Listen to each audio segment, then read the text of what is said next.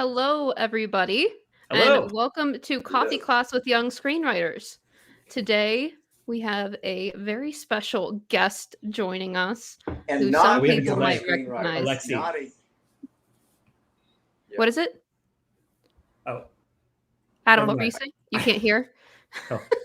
I had two of the videos. I had the YouTube clip and StreamYard open, so I'm ruining everything. Continue. I do I that heard your voice sometimes. twice. Adam, Yeah, you we're get 10 an echo. seconds in and Adam is already. I fucked it up. Oh, shit. That's two. Two in a Forget I row. said anything. I'm going to shut up. Do your intro, Alexie. Welcome to Young Screenwriters. And we apologize for anything Adam says or does. Indeed. Should that be the precursor? There you go. Yeah. We are not responsible for anything It's that a Young happens. Screenwriters tradition to have a huge technical difficulty in the first 90 seconds. So today's session is called Why Screenwriting is Worth It. And the idea is that we are going to give everybody, we're going to talk about, the personal side of screenwriting, why it's worth it for us, why we think it's worth it when it gets hard, what motivates us, everything personal about screenwriting, how you get through ruts. And we are also taking any questions. And you have a lot of people here, John, who missed you. Oh my God! Thank you, John. Warren's good to have you back. You're Epstein. You shouldn't have said that, John. When you dropped that reveal, it was so well done. That was a great story, by the way. You executed well. I've actually People were run shocked. into people. I've actually run into people who said, "Will you retell the story?" The Epstein story. Yeah. Anyway. They saw it here? No. I use it. It's what I dine out on. Are you kidding? That's how I get. It's his party. It's his party. My wife story. says I'm bringing John to dinner, and he's going to tell you a fabulous story, and we get invited. And then occasionally I do something wrong. We never get invited again, but at least it pays for one dinner. There you go. That's all a you good need, story. really. It's a good Adam. It's a good story. It's a great story. I was floored. I mentioned it to people about you to describe you. I was like, he's got great stories. Let's check out this one. Like what's John all about? Well, I'm going to tell you an anecdote. You said it better. Yeah, I've attempted to explain it, and I feel like I can't ever get there. Like, I'm just like, here's the gist. Yeah. But anyway. Yeah. Well, it's nice to be back. It's good to see you guys. It's like, boom, we clicked back in. Adam got in trouble early. That's nice. That's always good. And yeah, it's great. Like no time has passed. Yeah. So basically, let's get into some questions. Oh. Yeah. Yeah, we can start off with some questions because we have some right here. So we do? Okay. Oh, I don't know where to find them, but we can read them out to you. We'll read them out. And then also we had some questions because John is doing a Reddit AMA on Sunday. Yes. And so we already had some people posting questions on the announcement post. So any that are relevant, we can. What time is that, by the way? Is that 1:00? Yes. Okay. Yep. It is at 1:00 from 1 to 3. You can do it in your pajamas if you want. I know, John. People are going to keep asking you so many questions. You're going to have a blast. Okay. So let's go to the first question. Yeah. This is so the first. Where do you want to open, Alexie? Did you have one you were looking at? No, I thought you had one. No, I guess so. John, let's start with just in general. What drew you to screenwriting in the first place? Like you started in short stories, didn't you? And then you eventually moved into screenwriting. You want to talk a little bit about that? Wow. Yeah, that's a good starting question. And actually it's a question I give a lot of thought to because with my students, curiously, I don't think, and it was the case with me too, with my students, they don't know why they're drawn to it. Mm-hmm. Which is okay. They don't know why they ended up in a screenwriting class. I ended up in a writing class, as Alexie said. I started off writing short stories, and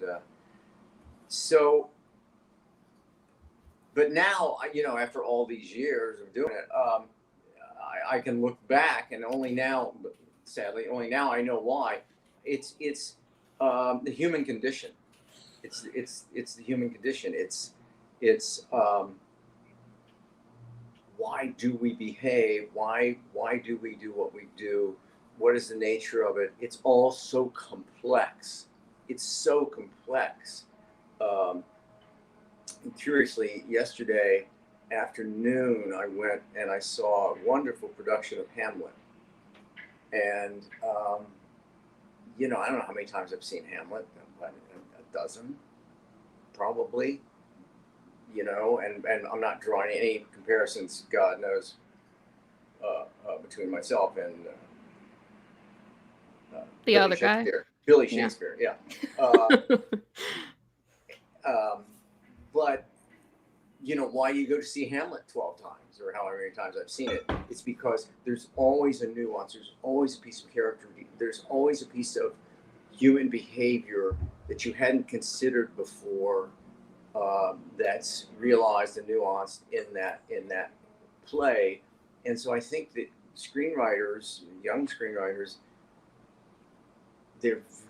are intellectually curious. And by the way, if you're not, you're in the wrong business. If you're not intellectually curious, you'll find your way out of this business. There's no question about that. I know those kids who come into my class and say, Mr. Warren, I really, really, really, really want to be a screenwriter. And then after they don't sell that first screenplay, they quit. Okay, that's fine. But you didn't really, really, really want to be a screenwriter. You've got to have that desire. You've got, because otherwise it's too damn difficult.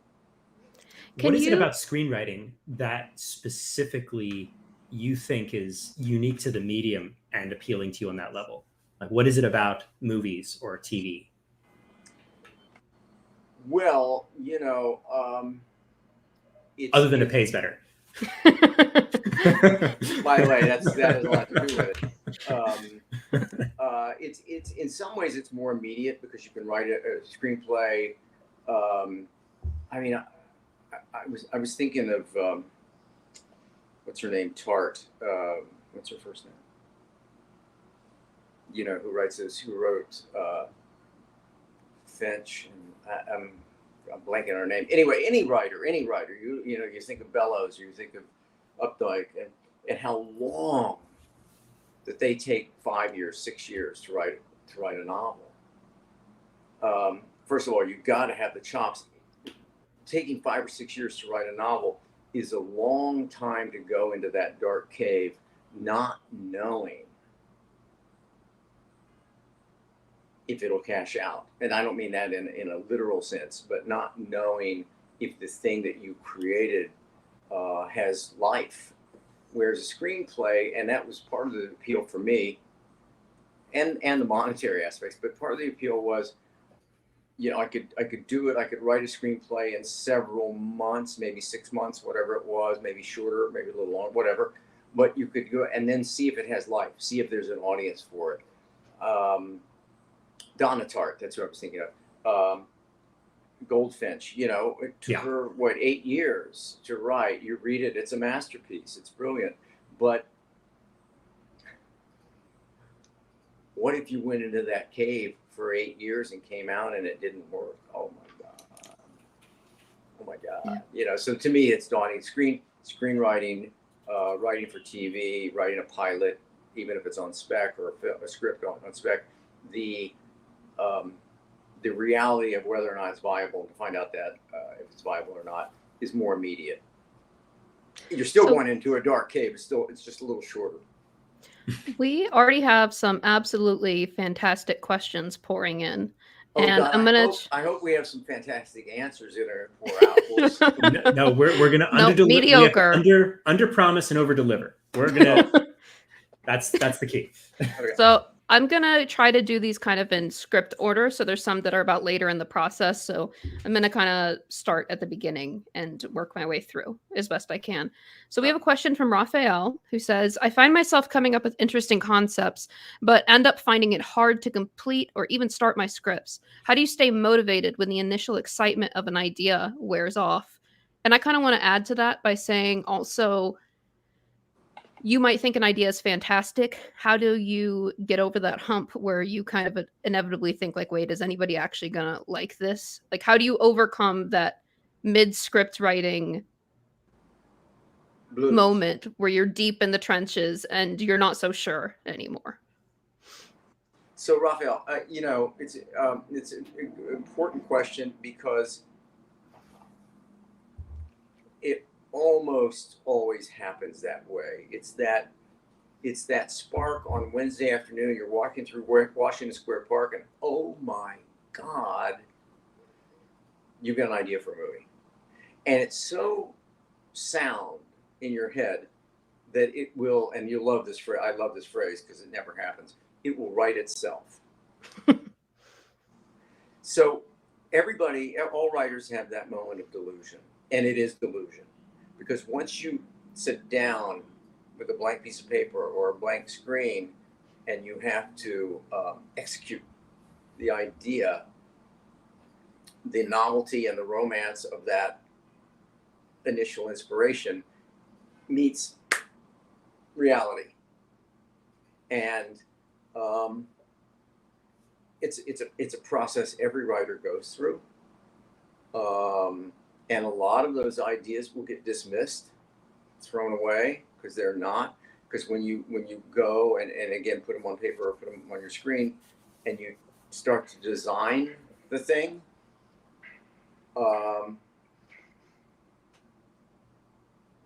that's when reality hits. Now, by the way, on that note, I have this happen a lot in class. Students they'll pitch an idea that they want to write the script, and this is the greatest idea they've ever. This is amazing. This is just amazing, and they get really eager. And then about halfway through, Alexie, you're gonna laugh because you remember that you didn't do this, but other people did. About halfway through the semester, they go, "I got a different idea." Yep. And then about 2 weeks later, they go, "Oh, I got a different idea." What has happened is that they've sat down by themselves in a lonely room and tried to apply the elements of story or the structure of story to this idea. And it's not as much fun as it was when you were walking through Washington Square Park and got hit like lightning. Oh shit, this is work. And then you'll hit this bump, and you go, oh, I can't figure this out. Yeah. So then, and this is common. Raphael, I'm not criticizing anybody. I do this myself. And then you go, you know what? I got another idea. And this one will write itself, I'm pretty sure. By the way, same thing's going to happen. Because the principles of execution, the elements of story, how to apply and design, is always going to be tough. They never write themselves. So it's what every writer goes through. You've got to sit there by yourself and not go to eBay or Facebook or any of that crap. And you got to sit there with the monster and wrestle it. I like it. That's good. Great. That was great. One thing I'd add to that is that, I think rather than thinking like, oh, it's an idea, an actual script is like an amalgamation of 100 smaller ideas that are all of a piece and based under that one umbrella idea. And like what you were saying, John, the design is the hard work. Like when people lose steam, it's they realize, oh, this idea only had about 15 little associations, rather than like, oh, this great character and this great relationship that's going to like, there's an expression, does the story have legs? Like, can it go the distance? Is it actually a movie? Is it actually a TV show or just a short film? And when you try to write something that doesn't have the characters or doesn't have the room for you to put yourself into and expand, that's when it runs out of steam. So yeah, but you'll always hit a bump. Yeah, I think that's right on it. That's right. But we're saying the same. Yeah, you always hit a bump. You got to work through it. So my one piece of advice for this, because it's something I'm struggling with right now, where I keep getting like movie ideas and I work on it for a couple days and then I'm like, no, I hate this. And then I try to figure out what I want to do next. And it's been happening forever. And the thing that finally helped was I was really like, I took a step back and I was like, okay, like, what do I care about? What are the themes that I care about? And which of these ideas that I've been playing with has them? And then there was a clear answer. And then I'm like, okay, I'm going to pretend like this is a script that somebody else came to me with and give them constructive notes, because I am much I'm much more like, no, F it, throw it away, it's done when it's me. But if somebody comes to me with an idea, I'm like, oh, I see the merit in that, and like, let's work with it. And that's been the thing that finally let me outline the whole script in the last couple days. And does that gives you it gives you a little objectivity by Yep. Yeah, that's a great idea. Wow, I never thought of that. That's great. And we actually are getting a lot of questions about the ideation phase, about coming up with ideas, and also about specifically drawing from life. Your life. So, yeah, drawing from your own life. And I want to read a couple of them back to back so we can kind of just talk about this more broadly. Sure. Tyler says, how can we as screenwriters write about our personal struggles with people and heartbreaks caused by people and not get in trouble or worse, sued? Haha. True. Vigard says, I'm afraid to start writing my own stories, and I'm so afraid of what friends and family are going to think about the stories and dialogue. Would they think I'm weird or crazy, which I might be. Fair enough. We also have another question from Joanne, which is, lately my truth has been stranger than fiction. Have you ever been hesitant to incorporate true elements of your life into a script? And then also, I'm writing about my cousin who went missing in the 70s under curious circumstances. I'm interviewing family members now. How can I convert their rambling interviews into a cohesive screenplay? So that's a lot of questions that are all kind of getting at like a similar So for the thing. first one, I would say, as long as you change the names, you should be fine. Let me share as long this. As you change the names. Let me share this That's with right. you real quick. I pulled this up, which is from Bird by Bird, which is a great book about writing. Yeah.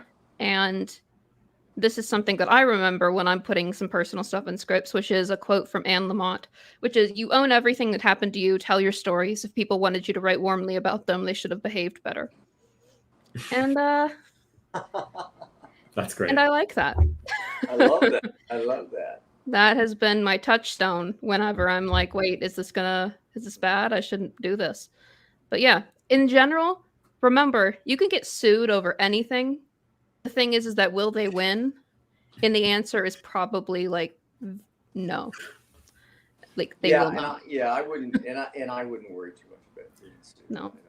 The thing that is much like that I've asked a lot of people about is more the personal relationship side, which is like, if you're going to write about someone, and it's going to be unflattering, how do you handle that personally if they're a family member? And John, you actually recommended a book to me.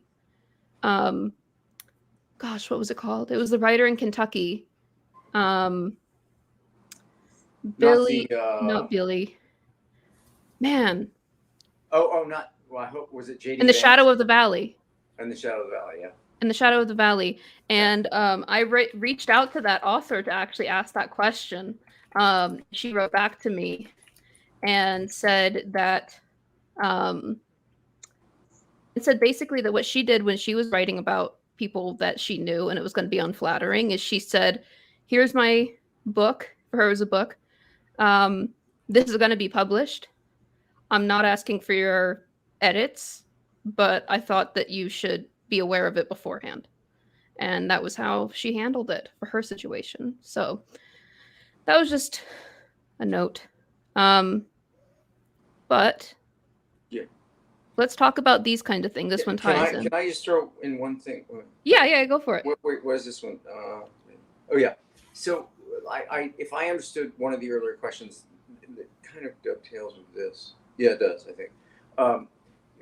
And this is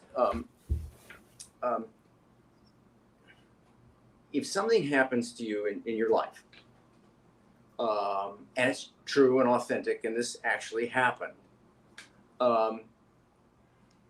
that doesn't necessarily mean that it has the weight to drive a story.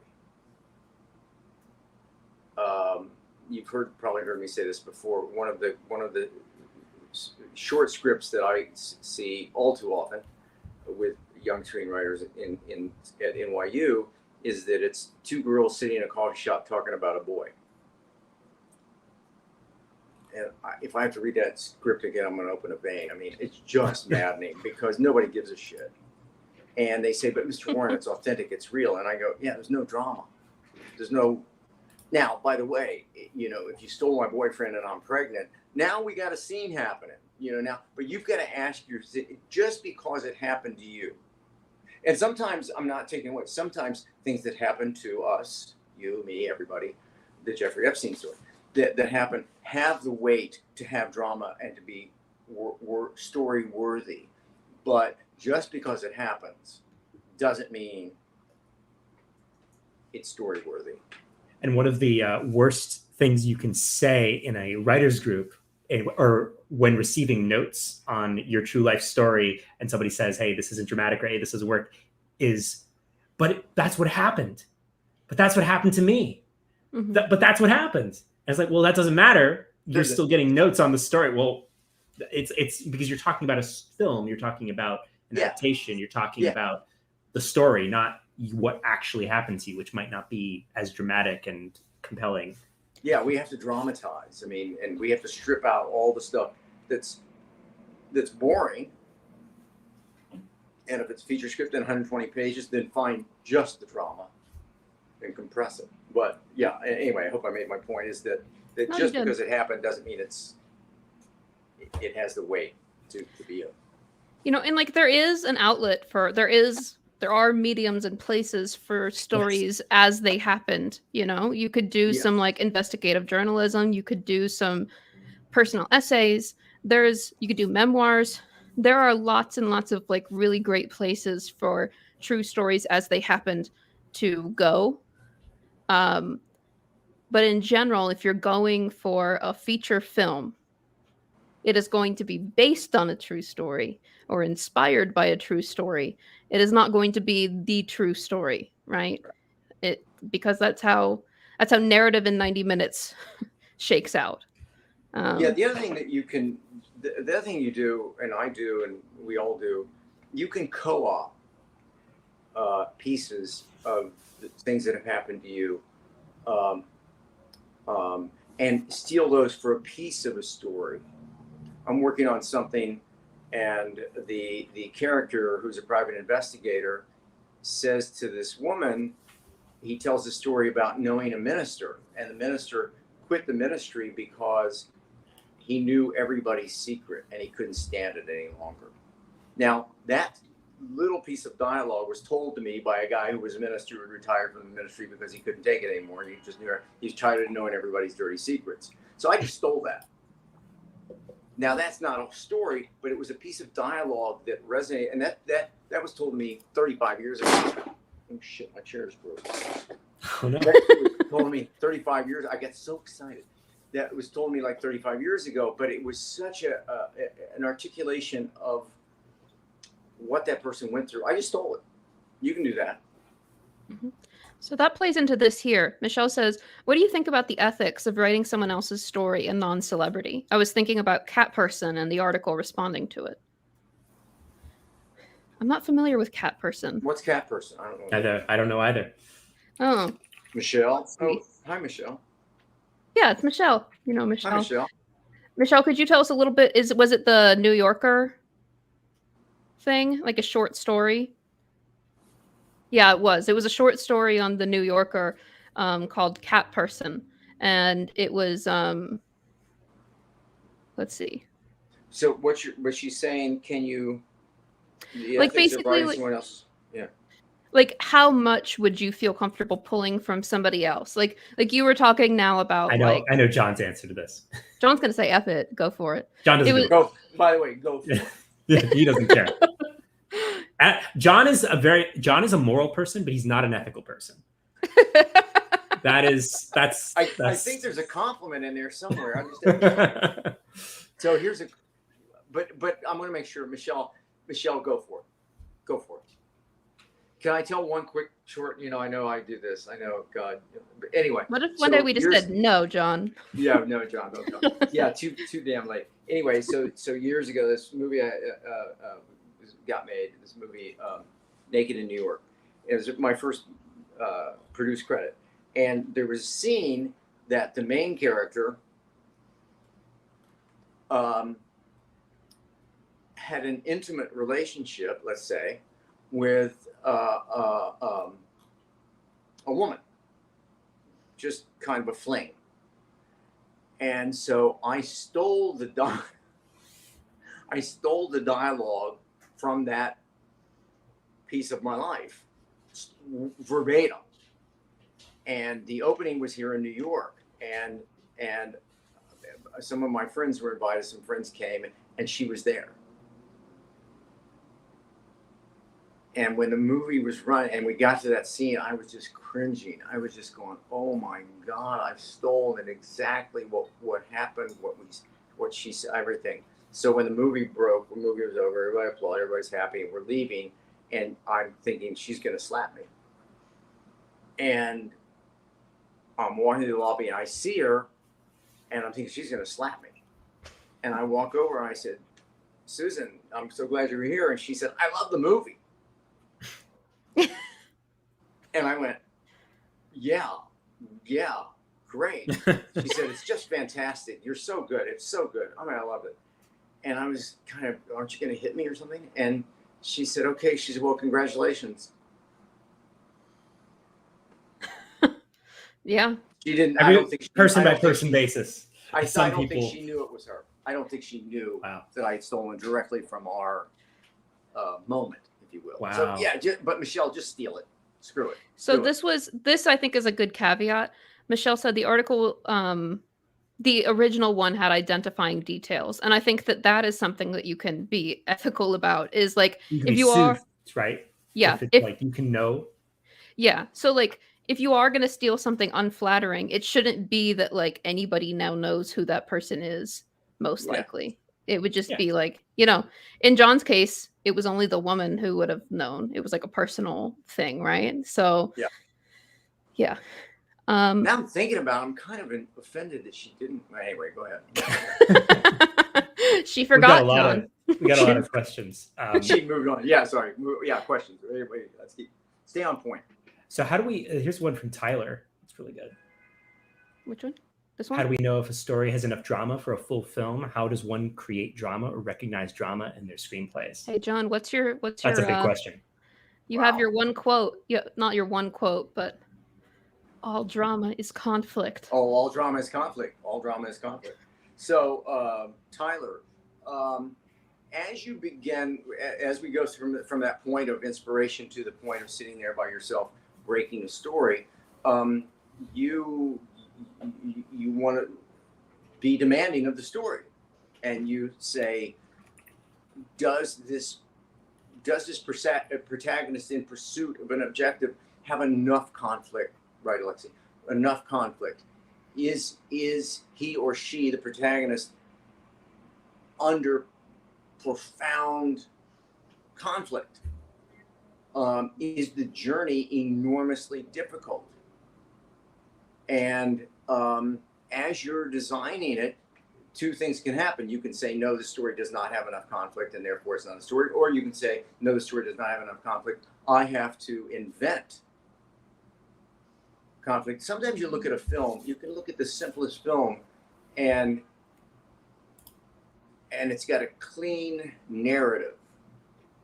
And it's so clean, but it's all designed on the protagonist not being able to get what he or she wants.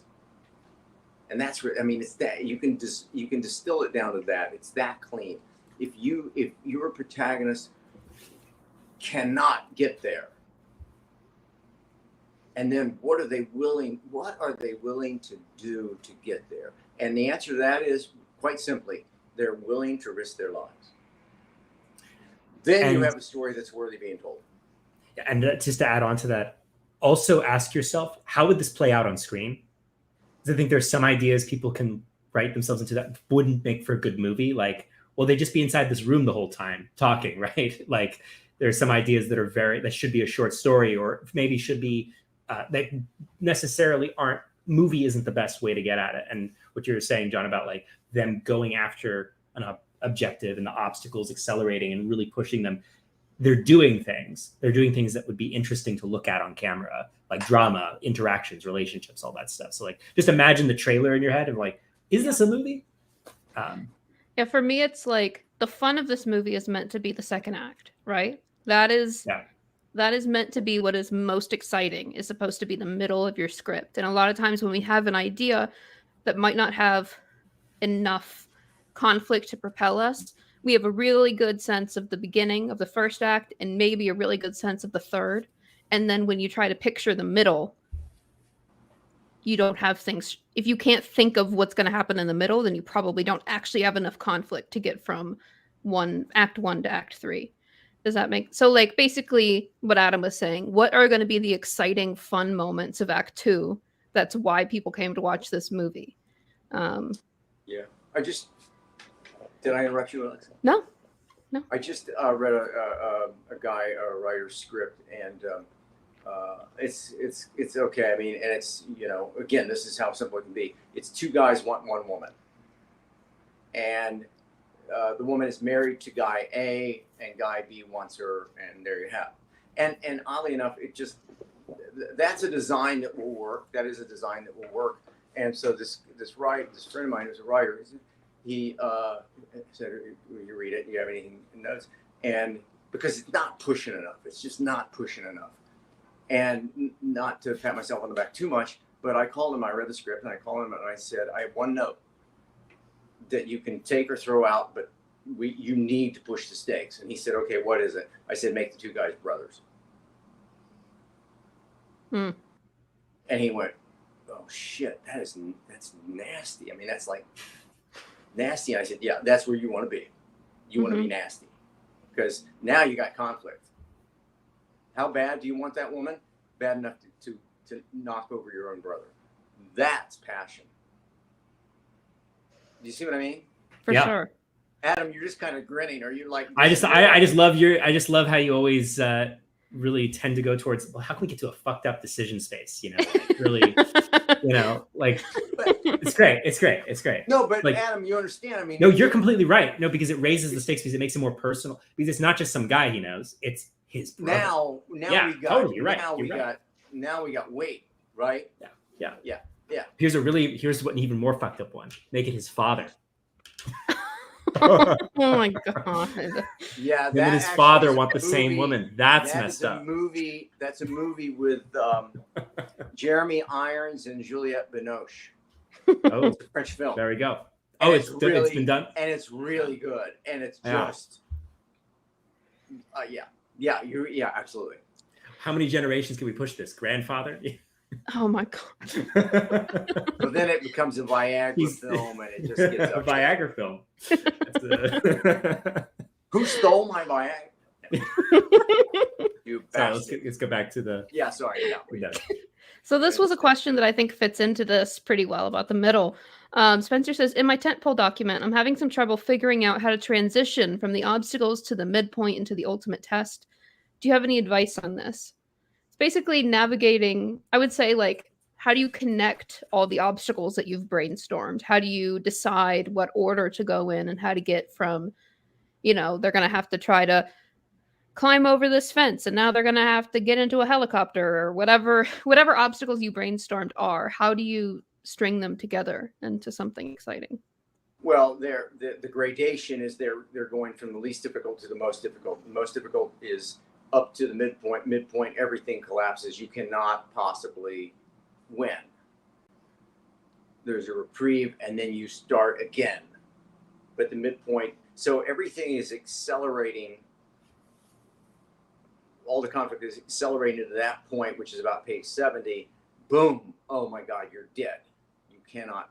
And then reprieve. Okay, now I've found the strength to go on and to continue in my pursuit.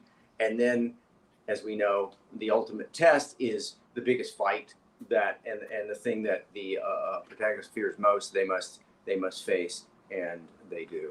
One thing I would add into that is in connecting like obstacles, like if it just feels like you have a random bucket of just hard things, how are you connecting the choices the protagonist is making in Act 2 and the fallout of their choices, right? Like the midpoint could be a fallout of a choice they made to overcome an obstacle earlier in the film, right? So it's not just disconnected, it's like accelerating and connected to the things they're doing and the outcome of the things they're doing. Like if you have, a character and they have to two mutually exclusive choices and they choose the low road instead of the high road, the low road bites them in the ass in the midpoint, or that's just one version of it. But like connecting the things the characters are doing. So it's not just like a checklist of, oh, I've got to, rob the bank. Okay, rob the bank. Get the getaway car. No, it's like, what's the fallout of these things? And what are they doing to address those? And in an escalating way, like John was saying. Yeah, and one of the things to consider is that Spencer. Yeah, Spencer. One of the things to consider, and this is these rules are flexible. They're but one thing to consider: the midpoint is frequently, as we said, it's the bottom drops out. And you cannot go on. The protagonist can't go on. It's not always, but one way to think about it, it's an emotional collapse. It's the emotional collapse of your protagonist, whereas the ultimate test is generally a physical feat of confrontation. So I'm going to use Adam's metaphor just real quickly. So I robbed the bank. I got the bag. I got the suitcase. I got the thing. And I get home and I got it. And I tell my wife I've got the money to pay off the mortgage. And I open the suitcase and it's empty. Boom, midpoint. My heart is broken. Yep. I cannot go on. I've done everything to rob that bank. I robbed the bank and shit, the money's not in the bag. Boom. Now, blink, blink, blink, blink, blink. I'm going back. I know the bastard that's got it, and I'm going to go fight him for it. And then I get him and I fight him, and that's the ultimate test, to fight him for the money. Does that make sense? Yeah. Mm-hmm. And I think that we've talked before about, obstacles. The point of obstacles is that every obstacle forces your protagonist to make a choice, right? So like not just an obstacle isn't just something for them to overcome. It's a moment where a protagonist has to make a choice about how to overcome it or to try to overcome it at all. And then the next obstacle that happens should be a result of their choice. So we talk about connecting things with but or therefore instead of and then. So instead of like they fight the guy with the flamethrower and then they fight a guy with thunder power and then they do this, that's just and then. But if you were working from but or therefore, you say like he goes up and he fights a guy with thunder power, but in order to like, I don't know, insulate himself, he has to get this thing that's I should have done a different concept. Therefore this happens. But then this happens, and then connecting your obstacles that way. So it's important to remember that the point of obstacles is not just the obstacle itself. It's that it's forcing a decision and it's forcing a choice. And it's making your protagonist be active. And then as a result of them being active, the next obstacle arises. And one thing I would add that's so important that so many people mess up, those choices have to be made because of the flaw. Like the decisions they come to have to be driven by their flaw in the story. Like so many people just set up, oh yeah, they're selfish in Act 1, but then like they're not. Then they need to be making choices defined by that selfishness, because like the flaw is who they are. And in the Act 3, their inner need takes over. They make choices because of their inner need. It's like the decision space of Act 2 is they're making choices because of their flaw to get their objective. But like that's the framework. Like, would a person with this dramatic flaw do this thing? If the answer is no, they probably wouldn't do that in Act 2. They might do it in Act 3. It's kind of a criteria. Mm-hmm. Very good. Yeah. We got a lot of good questions. We do. We had some really interesting questions about psychology stuff that I wanted to get into up top. So here we go. Here's one that's kind of a good place to start. How do you balance maintaining mental health and the stress of screenwriting in the industry as a whole? So I will also tack onto this again. How do you deal with all the rejection that you are inevitably going to face as a screenwriter? Wow.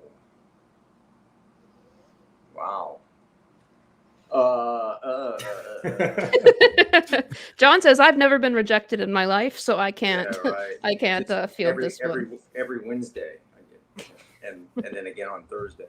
No, I've got an answer to that, and it's a little. Well, my for all intent and purpose, my writing career, screenwriting career anyway, but not my writing career, but my screenwriting career is over. And so is that Michelle? Yeah, Michelle. This sounds so kind of bullshit Zen stuff, but I'm gonna say it. It's just this fantastic ride. It's just this fantastic ride, and it goes like this. It goes.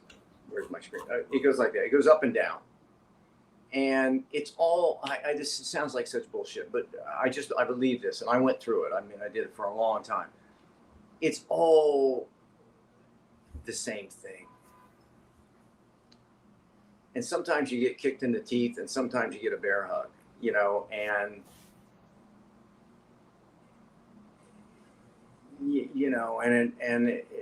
and at the end, when you result as old as I am, and you look back at it, you go, it was just a damn good ride. It was a damn good ride. And you'd be an idiot, not you personally, but I'd be an idiot to think that it was all uphill. It was just going to be a rocket ship, and it was all going to be great. Because it isn't. It's like life. It's your career, it's your life. It's bumps. And you got to kind of embrace the bumps. And if you're a writer, you'll keep writing. And somebody will say you suck, and somebody will say you're brilliant. Again, I'm sorry to be such Zen bullshit, but they're the same thing. You have to kind of take them with the same grain of salt. That it's going okay. It's, by the way, it's a tough business, and you come out of it, you will, I think, have a better sense of self from having gone through it. And that puts you in a place when somebody says your stuff sucks, you go, hey, you don't know what the fuck you go, oh, I said fuck. Anyway. I said it in the first 90 seconds. Yeah, you did, yeah. But anyway, you don't know what the hell, and you kind of go, okay, you don't think, goodbye. You save us the trouble. Don't ever talk to me again. And somebody says, I love you. That's good too. Is this making sense? Is this coherent at all? It's a great, I can tell you, my career went like that, and it was a great ride. And if it hadn't had those, it wouldn't have had those. It was a great ride. Do it again tomorrow. I think that something that is helpful to remember when you're dealing with rejections too is that you want somebody who loves this idea as much as you do. So it's not about just convincing someone to give it a shot. That's not going to be the movie that you want made, is you convincing someone or them accepting it. It's you want them to be just as excited and passionate about this idea as you are. So if they're not, that's not who you want making your movie, right? And I think that can be helpful to remember, is that you're interviewing them too. If they weren't passionate about it but said, we'll give it a shot anyway, you wouldn't want that person making your movie. It's meetings are like dating. Yeah. You also get to a point where, Michelle, you after you've worked and written enough scripts and stuff, you get to a point where you got the chops. And when somebody says, a buddy and I were having lunch the other day. I was reminded this story. This guy was a development executive. This guy's a real jerk. And I pitched him a story. It was a good story. I knew it was a good story. I've been around the block. I know it's a good story. I pitched him a story. And he goes, nah, not for us. And I said, okay, fine. And then the asshole walks me to the elevator and tells me how to pitch it. I finally said, Teddy, save it, man. Save it. Either you want to buy it or you don't want to buy it. But Don't tell me how to pitch it. Now that guy never spoke to me again. Fuck him. But you don't have to. I got it, man. I know what I'm doing. And Michelle, you'll get to a point. You get to the point. You got the chops. And you go, okay, you're not buying it. That doesn't mean I don't know how to tell a story. You're just not buying it. I'm cool with that. You know what I mean? You get to a point where Yeah, and people buying your stuff also doesn't necessarily have any connection to how good it is at all. Like that's how a lot of these competitions and stuff work. If you win, yeah, it probably means that you did something good. But if you lose, that just means that that is not actually an indictment on your writing at all. It says more about what they're looking for at that moment, how that reader was feeling in that moment. And companies will reject a script that's fantastic because it's not what they're looking for right there. Yeah, that's right. That's right. Yes, right. If I've had a nickel for every time I've heard that in a meeting, it's like, oh, we love it, but it's not. We've got something else that's similar, which is bullshit line half the time. It's just what they say, But also, the only script, the first script I actually optioned was one of my worst scripts. So sometimes taste is the stars align in a particular way. Yeah. Absolutely. I mean, that's the movie business. I mean, my 3 or 4 best scripts didn't get made. Now, what they did was they bought me years and years of being a viable screenwriter. Mm-hmm. And then other scripts that weren't so good got made. I don't know. It's crazy. So we got a good question from Emily. How do you balance your critical mind and your creativity while brainstorming? Because whenever I've got something, I get wrapped up in all the reasons it wouldn't work instead of just exploring. So it's kind of like editing when you should be brainstorming. Yeah, that's a tough one because it's kind of like you can't judge the sentence you just wrote because then you just spend 20 minutes rewriting the same sentence over and over and over again. Some of the best advice I got was just write the bad version first. Right. I think that's pretty good. I think it's pretty good. And I also, what you find is as you're breaking story, as you're building the thing, designing the story, the creativity is sweeping you forward. Now that's on Monday, and you finish work on Monday, evening, whenever you quit, 6 o'clock, 5:30, whatever time you quit, you go, man, I'm so good. I can't believe how good I am. Then you reread that on Tuesday, and you go, oh my God. And then you rework it, retool it, redesign it. And that's the process. It's you're inching forward. But the creativity, you got to let it roll and then be critical of your creative process. Say, okay, what's working, what isn't? And then it's another phase. It's another phase of going through editing, looking at the material, saying, does it work or doesn't work? Mm-hmm. Yeah, you can't critique something that's not done because we all know how much of a waste of time that is to critique things that are unfinished. So finish what you've got. Do the worst version. I think I can't remember who gave me this advice. John, it might have been you, but if you're going to try to have somebody breaking into a house and you're like, this person is really, really great at being sneaky and climbing around and infiltrating stuff.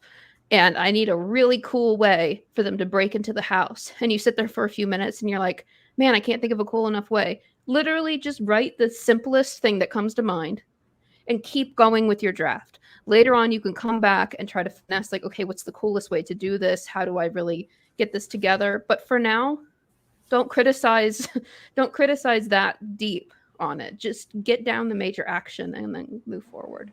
Yeah, I agree. Let the creativity, let it flow. You're going to come back and redo and relook at and reevaluate those pages anyway. So this is one I want to address real quick because I think we could take care of it pretty quick. Yasmin said, when submitting query letters, is it standard for the agent to ask for a beat sheet? One asked me for it. I just finished my script and I didn't know I had to send that too. No. What? No. What? No. They might ask for a 1-page treatment. That's probably what they meant. But a beat sheet, absolutely not. That's pretty. And by the way, I would not give an agent. I mean, unless he was my he or she was my no. No, I was going to say I wouldn't give it to him anyway. I wouldn't give him to it anyway. They don't. He's an agent. He didn't know what to do with a beat sheet. Yeah. A treatment, yes, but beat sheet, no. That's like you're behind the curtain. Yeah, no, don't ever get. Yeah, don't get no, because that's your guts. I mean, that's the guts of the story. You don't want that, no. In fact, John, you told me never show somebody who's not a writer your beat sheet, because I was involved in a project and we were drafting episodes, and they said, like, I want to see your outline. And I showed them the outline, and they immediately started like panicking, like, well, there has to be things between these two things. I'm like, do you not understand what an outline is? Like, I'm telling you the important moments. And it was just this whole mess where they were freaking out. And I was like, this is an outline. This is not the script. You literally asked for this. And you told me. Wasn't it that terrible woman? Yeah. Yeah, I remember this. And you called me. She was terrible. Yeah. Okay. Yeah. I remember this too, I think. Or did you tell me the story? I probably told you, but yeah, people in the comments know what I'm talking about. So, yeah, I was here. It's we were all here when this happened. you want to steer clear from and there's really no way to steer clear, but because people love to be creative, particularly like people who are not creative. Man, it's like a big, hey man, I was creative today. I told this writer, No. Adam likes to say that sometimes producers just want to pee on things, right? Just, get their fingerprints on it. Yeah. Let's see. We have so many questions. I want to touch on, it's not really a question, but I do want to touch on this and ask John a question based on it. Nikita said, balancing mental health in the industry can be so daunting. It's been helpful to make and find affirming spaces with others on the same journey as you. So John, I wanted to talk a little bit about having friends that know story and the importance of that, if you have any thoughts. Yeah. You've heard me say many, many times. Actually, I got a text message from him today, which I'm finding a little disturbing. My great friend David, who is one of the smartest guys I know, and he was better than I was. He was better at story than I was. He's smarter than I am, and I would always give David my material, and we would work because not only did I trust him as a human being, I trusted him as somebody who knew what he was talking about.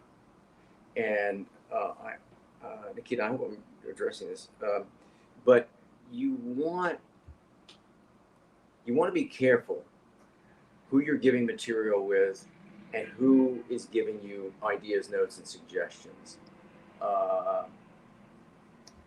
And it can be difficult to find people who are really sophisticated about story because there are not a lot of them. It's such a sophisticated craft that but if you can find somebody, as I did way back when, and we're still in touch and everything,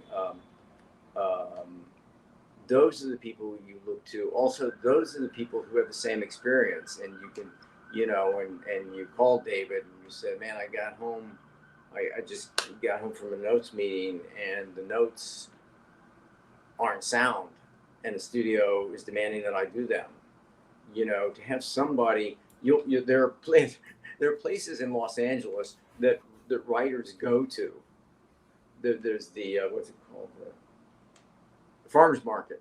The farmers market over near La Brea. The writers get together there and lick their wounds, and. But it's good to have somebody who understands what you're going through, and I think that this young screenwriters, you find people in here who are empathetic and have an understanding about the trials and tribulations of being a screenwriter and a creative process, and it's good to have those people, and it's good to be that person to someone else too. Mm-hmm. I think kind of building on that, you want to make sure that you find people that are truly in your corner and understand that even if you're writing in a very similar genre, you are not in competition with each other, because everybody is going to bring like their own unique sensibilities, and you're going to tackle stories in really different ways. And so make sure that your friends are truly rooting for you and understand that, you know, it's between the two of you or between however many of you. It is not a competition. Like if one of you breaks through, it's going to be positive for everyone. Except for TV, because yeah, there are limited staffing jobs. You are competing for those in today's landscape. So true. Fair enough. Yeah, absolutely. Let's see what else. So Eleanor has a good one. So you finally finished a script, had friends read it, did revisions, etc. Now what? How should one go about putting the script out there? You know, that's the big question. You know, I was telling Adam earlier. I was in LA for 5 weeks this summer. I was teaching in LA, and I reached out to a bunch of NYU grads who I kind of had lost touch with, and said, "Hey, come over and we'll have a Q&A for my students and this and that." And they showed up, and it was remarkable. There were 10 former NYU alums, and they are working on this show, working on that show, doing coverage for this manager, working for this agent. And so what happened, I'm getting to your question now, is the network of people that Kalia could say, I've got a script that sold to Netflix, and I've got another script idea. Should I understand this? I'm not making this up. She said to Lana, "You're head of Kevin Hart's development company. Can I come over with an idea?" Lana said, "Tomorrow." So that network of people you're going to meet in here, that network of people that you meet, they begin to span out, and some are doing coverage, some have become agents, some have become assistants with agencies or assistants to managers, or they're working at a studio or a network. And so when you have your script and you've gone through the process and you're ready to expose it to people, that network you use every inch of it. And you never be shy. Get the material out there from any minor connection you had, to get the ball rolling. And the hard thing about the movie TV business is there's no direct route. As I always say, it's not like a dentist. You know, you get out of dental school, you hang a shingle out, you say, "I'm a dentist. If you got a cavity, come on in." It's not like that. The networking is much more.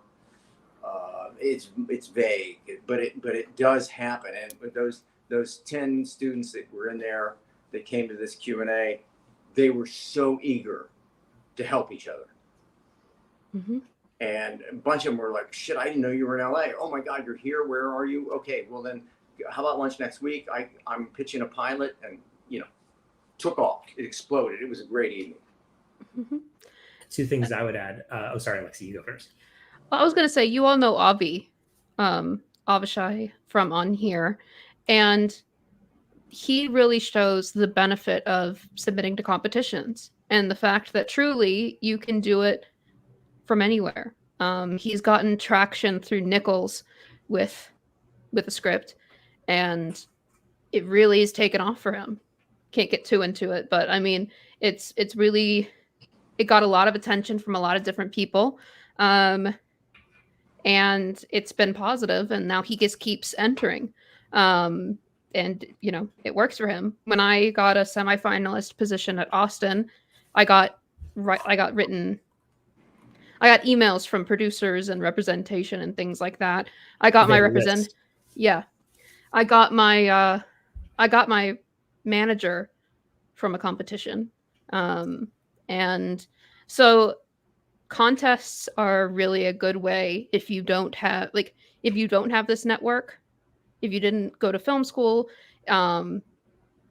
then competitions are legitimate, but enter the ones that are going to make sure that if you place well, you're actually going to get seen. So not just every single one under the sun. Look at the big ones where people actually see results from, which tend to be like the Nichols Fellowship and Austin and Blacklist, kind of, but that's a little bit different. But really, the main things that I've heard people getting traction with are Austin and Nichols, if I'm honest. And you don't have to win. You just have to get to basically semifinals. Did this just happen, Ami? Because Ami just emailed me yesterday. He wants to get together. Is this something new? He's gonna tell you about it, I'm sure. Oh. You're gonna be very happy for him. Okay, great. Because because he just sorry, we're spoiling stuff, so I don't want to say anything. No, I'm as you know, I'm really good at playing dumb. The two things I was going to say is competitions and getting good at querying / general networking. Like know how to manage a conversation with representation without annoying them. Like never send your script to them. Reach out strategically, open your email being like, hey, so-and-so, I love your work with whatever they're doing. Like may personalize it, don't just make it seem like you're copying and pasting, like try to make it genuine. If you have to cold call, don't be an idiot about it. And I'll just say competitions I sold my first script through a connection from a school screenwriting competition at Harvard. So, that helped. They sent it out, and at the end of the day, you have to think about it. All comes down to like, okay, you have a product. Who is your customer? Okay, representation. What do they actually want? They don't want to read 20,000 screenplays out of a slush pile. They want to filter them out. Well, how do they do that? Through personal connection, personal recommendation. I'm sure a lot of agents approach you, John, because they want to they ask you, who are the talented ones? They don't just say, hey, send me everything. They say, who are the talented ones, right? So a competition is a filter. A personal connection is a filter. Understand who you're talking to and how to get through the filter. So if you're going to write an email, I know a lot of people who do well, Nichols or Austin or whatever, they put in the slug line, Nichols semifinalist. Yeah, absolutely. Because they aren't reading the email. They'll see that and they'll be like, oh, that's an indicator. But if you don't have a competition and maybe you have a personal connection, that's another way to get through the filter. But just understand that that's what you're trying to penetrate. And so don't just blindly operate. I don't know. There we go. I am posting links to Nichols Fellowship and to Austin just so you can look at it if you want. And then Chris also said, what about film festivals? Have you all shorts? Yeah, or just any in general? Absolutely. Submitting to Absolutely. Yeah. It's a great way to meet people, actually. Comedy shorts. So Chris is referring to a short film, right? Yes. Yeah, absolutely. I mean, again, these 5 weeks I was in LA, I talked to and met with and spoke to a lot of agents and managers all the time, and they are looking for material. They're so if they see, this is a hypothetical, and I'm going to make it sound simpler than it is, but if they see a great web series or a great short film that can be built into a feature. Shiva Baby was a short film at NYU that was a first run festival, and somebody saw the short, picked it up, said we think it's a feature, and they made the feature.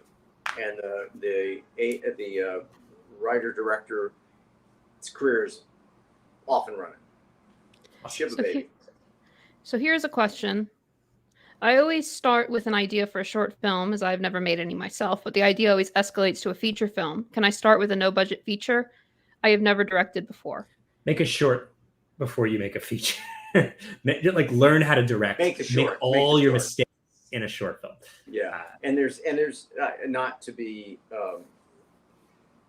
too blunt, but there's no such thing as a no-budget feature. I was going to say that direct quote. I feel like I probably learned too much from you. A micro-budget feature is under $500,000.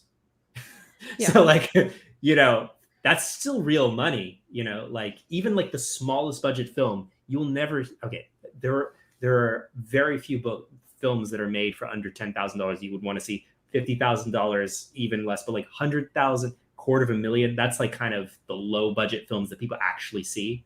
But like, and that's talking about a genre that can be sold. Like you see like micro budget horror films all the time, like, you know, very specific things, but like broad comedies, no. Yeah, like it's, movies are really expensive for a reason. Not all inflated costs on like talent. It's like you've got to like get a bunch of people and secure locations and pay them and feed them and get insurance and like do it safely without breaking laws. You know, like it's expensive. Yeah. So here, John, you'll love this. You'll love this. Here we go. Lucid Review says, I often feel my stories dragging on rather than being linear with an ending. Is it the drama that needs to be added even in comedies? So do even comedies need drama? Yeah. Yes. Actually, I have a Judd Apatow quote. Please. I'm paraphrasing him, but he basically said that he sees his films as dramas. Of course he does. Like he says, actually, the story has to work dramatically. And this is like for Judd Apatow. You know? Yeah. You wouldn't think that, but it's true. That's how he thinks about it. You know, and they do work. They're not my favorite films, but like they work dramatically. Like they have characters who have deep flaws and are in conflict with themselves and the people around them, and they're forced to change.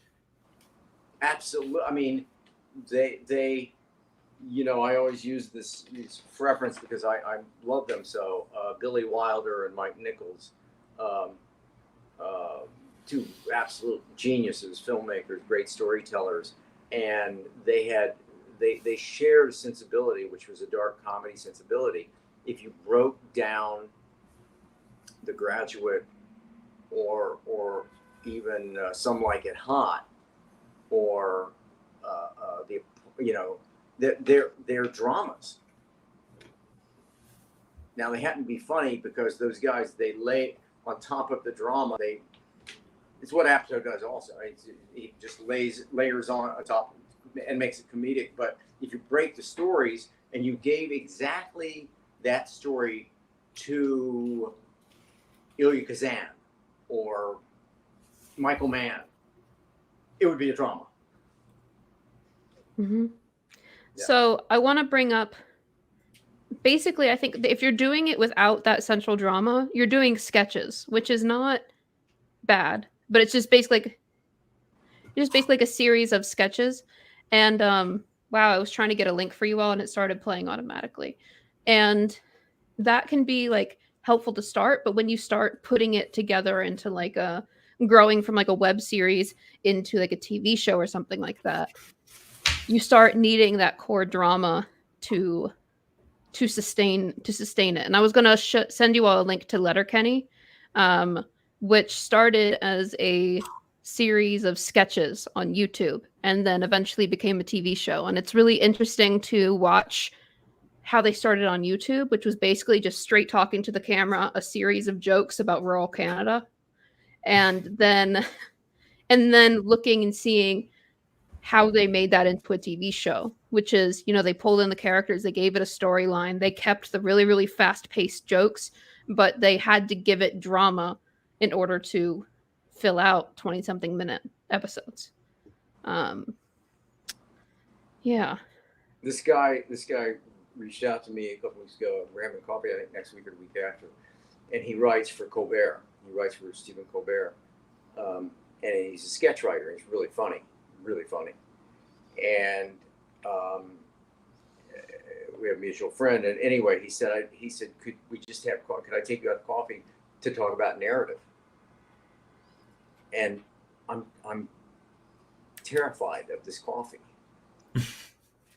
because he writes funny, really funny. To expand that, which is what he's going to ask me, how do I expand that to a feature? And maybe he's got the chops. Maybe he already knows story. My gut is that he doesn't. And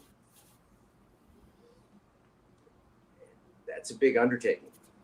You know, it's a big, yeah. learning the story.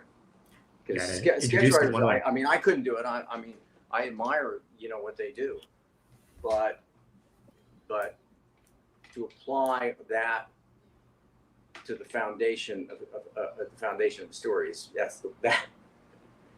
that's hard work. Mm-hmm. Here is, let's see, we have a lot of really great questions, and they're coming in fast. Let's touch on this one real quick, and then we have a few that are about story structure and things like that. I was recently in a lab and wrote and directed a short. I want to turn it into a web series, but I spent $10,000 on the short. I can't make multiple episodes at that budget. What's a better way? I think go shorter.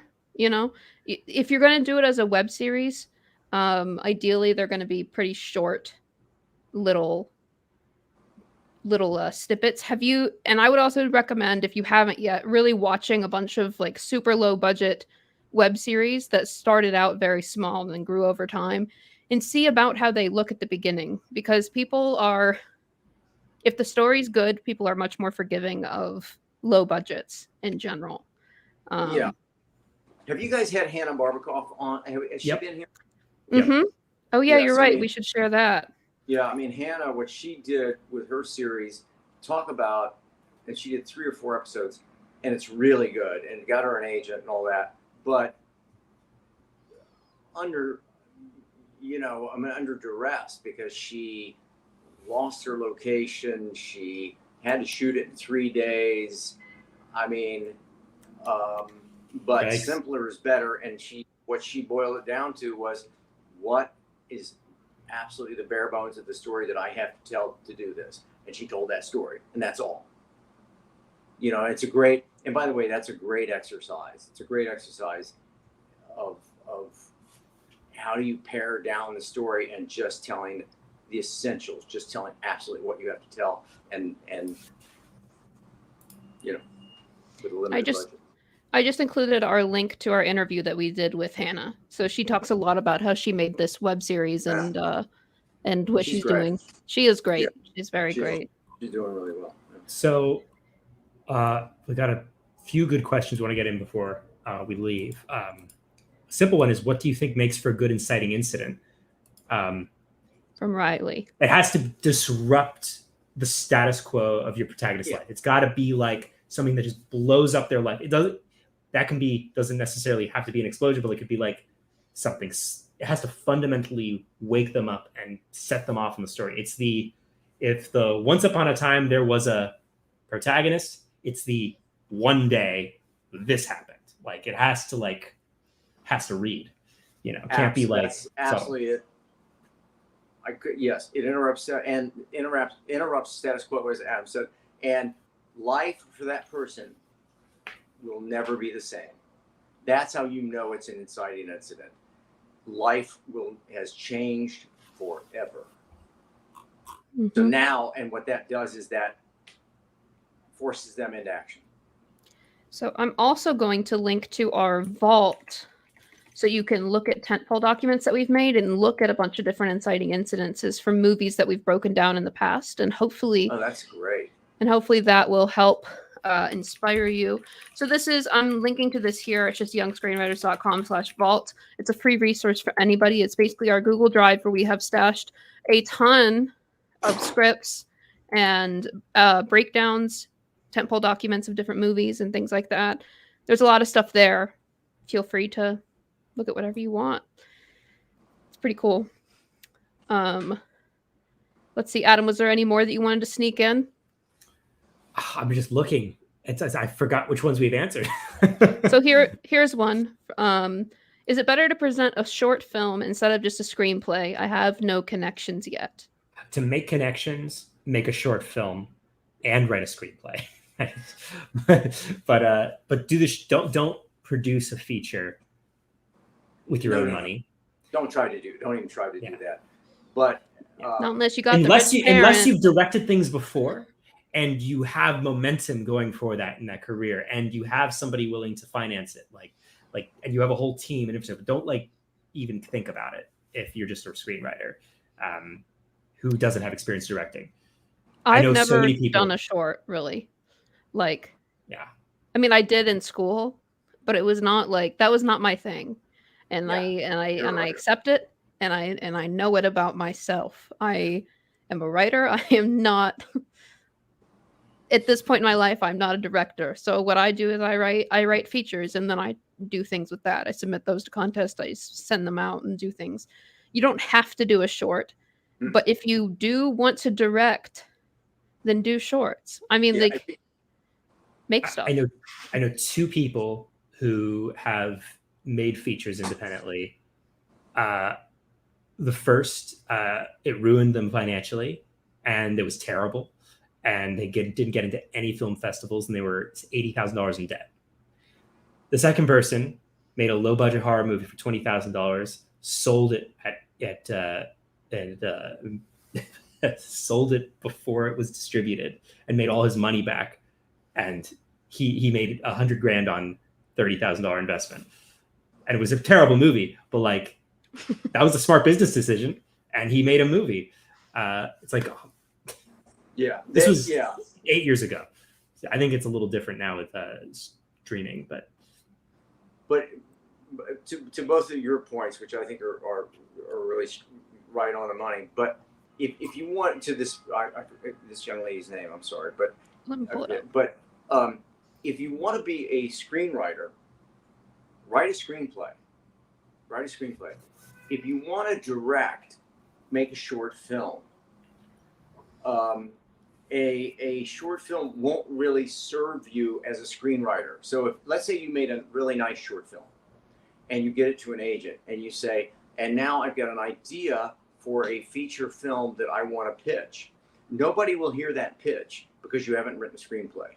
The screenplay is a calling card for screenwriters. So somebody reads it and says, wow, I loved it, I read it, we're not going to buy it, but we want to meet with you because you've got the chops, you know how to write. The calling card for a director can be a screenplay, but also is a short film. So it kind of cuts two different ways. And as Adam pointed out, and I've known several people who've done this, somehow they have a lot of money and they go out and make a film. You know, if you don't know what you're doing, man, don't do it, because and don't have the hubris. This is a hard thing to say, but don't have the hubris to think that you can do it. I mean, I'm not talking to this young lady, but I'm talking in general. I've seen a lot of fools say, my dad gave me $5 million. And I don't know shit. And I'm going to make this movie. Here's what you do. Bye-bye $5 million. So there's a reason that you build a career. There's a reason that you sell your first script, sell your second script, sell your third script, get a movie made, get another movie made, get a movie close to getting made. Now you've been around the business for 5 years, 6 years, 10 years, and then somebody says, you want to direct? Maybe you should direct, because you know. But, I have these young people in film school. By the way, it's usually young guys. And they go, man, I got this idea, and it's $50 million. And somebody should let me direct it. And I want to say to them, and sometimes I actually do, I go, if somebody hit you with a wand and tomorrow you had $30 million to make this movie, you're going to fall on your face. You're going to fail big time because you don't know what you're doing. So what you really don't want somebody to give you $30 million to make a movie. What you want to do is learn the craft. And that takes time. And then you learn the craft and somebody says, okay, now we're going to take a chance on you. But I have these, again, it's usually boys, and they usually have a baseball cap on backwards. And they say, yeah, Mr. Warren, man, I'm shit, man. This script is good, man. I can make it for $50 million. Somebody should give me the money. I'm going, why? Why? You haven't directed Traffic. What are you talking about? You know what I mean? So that's not how capitalism works. Yeah. It's not like because I've had a hamburger, I should open a fucking restaurant. No, it's not how it works. I know how to eat a hamburger. I don't, and I'm a vegetarian. But anyway, you know the metaphor. Sorry. And I just included a link to this documentary called Unspooled, which was Oh, required shit. watching at So NYU. good. It's so good. It's so Oh good. my God. I would 10 out of 10 recommend watching that. It was a Oh my classic God. NYU kid gets quite a bit of money from his parents to shoot a short. And the whole thing implodes. Oh my And God. yeah. And also there's The Room, which is the What's The that? Room with Tommy. You know The Room. It's John. There was that film, The Disaster Artist, that was made about it a few years ago. Oh, The Room. Yeah. But Yeah. that's the perfect example of what happens when some guy with just $3 million and no idea what he's doing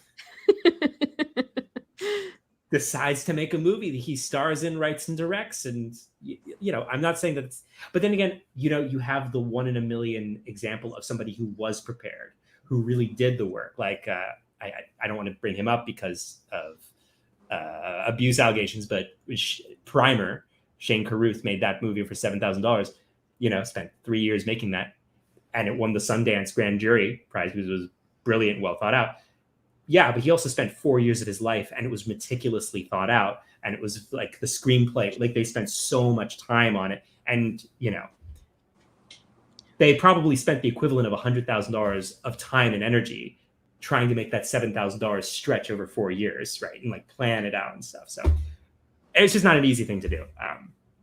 But I also want to be encouraging. If you're prepared, also, you can do it. I would recommend everybody go and look at Simon Baker's films, which are just so brilliantly done. He's so good. Tangerine and Red Rocket and Tangerine's really good. Florida Project. He makes them lean and mean, minimal budgets. He understands the craft so well. He knows what he's doing, man, and he does it no fuss, lean and mean.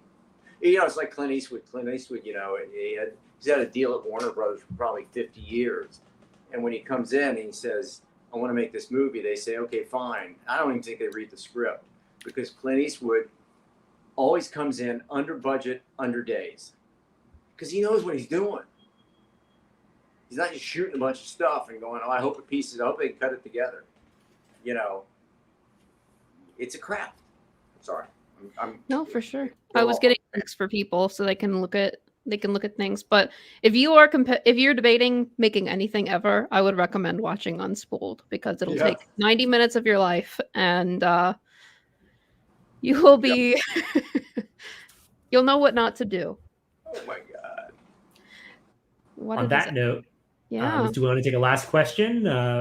Just a reminder for everybody, if you have a question that you want John to answer, Sunday on Reddit, at 1 o'clock, right? Is that right? Yep.